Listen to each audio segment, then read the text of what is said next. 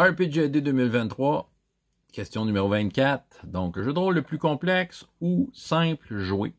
Donc, je vais avoir deux réponses en tant que tel. Je vais répondre aux deux aspects qui sont mentionnés dans cette question et je vais évidemment aussi vous donner des réponses par rapport à des jeux que j'ai aimé faire et aimé jouer. Commençons par le plus complexe. Le plus complexe que j'ai joué dans ma vie, c'est celui-là. Vraiment. Donjons et Dragons.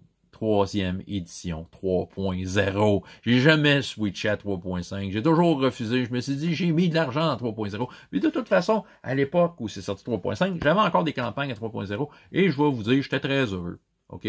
J'aimais ça, j'avais du temps, j'aimais plonger dans la complexité de ce jeu-là parce qu'il y en a une, il y a beaucoup de règles entourant toutes sortes d'affaires. C'est quand même un jeu complexe. Beaucoup plus que ses prédécesseurs. Beaucoup moins que les versions actuelles. Donc, c'était un jeu qui était quand même très complexe, mais qui permettait, c'était comme une grosse boîte à outils que tu pouvais jouer dedans. Puis moi, j'aimais ça, aller fouiller là-dedans, étudier le jeu, puis tout ça, puis essayer de voir les façons de faire les choses. Fait que ça, ce jeu-là, je vais le garder toujours précieusement. C'est un jeu qui m'a apporté beaucoup de bonheur dans ma vie. Maintenant, pour le jeu simple, j'en nomme un que je trouve qui est très simple. Il m'a apporté beaucoup de bonheur. J'ai fait quelques actual plays sur ma chaîne et j'ai nommé ici Étoile d'Éric Blaise, jeu de rôle pour les nuls.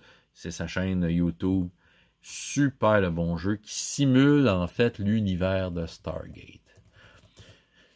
Stargate, c'est des aventuriers, il y a un portail, puis ça les amène un peu partout dans l'univers, là où il y a d'autres portails, puis il y a toutes sortes d'aventures qui peuvent se passer là. Écoute, c'est vraiment un univers, le jeu, où il peut se passer toutes sortes d'affaires. Le potentiel d'aventures différentes est là. Et la mécanique de jeu, elle est super simple. Tu as deux caractéristiques, scientifique ou soldat.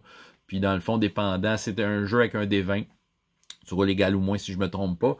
Puis dans le fond, dans le fond, dépendant l'angle de ce que tu essaies de faire, c'est soit scientifique ou soldat, puis tu roules avec avantages, désavantages, l'équipement, c'est des dés d'usage, tout ça. Puis il y a vraiment plein de conseils dans son jeu. Ça, c'est la couverture précédente. Je sais qu'il y en a une là, plus actuelle que j'ai pas acheté encore et c'est dans ma liste d'achat, en fait. La version plus actuelle d'Étoile qu'on peut trouver sur Lulu.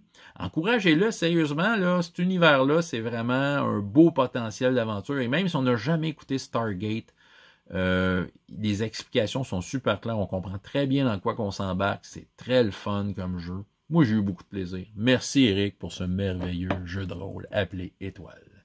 C'est ma réponse d'aujourd'hui.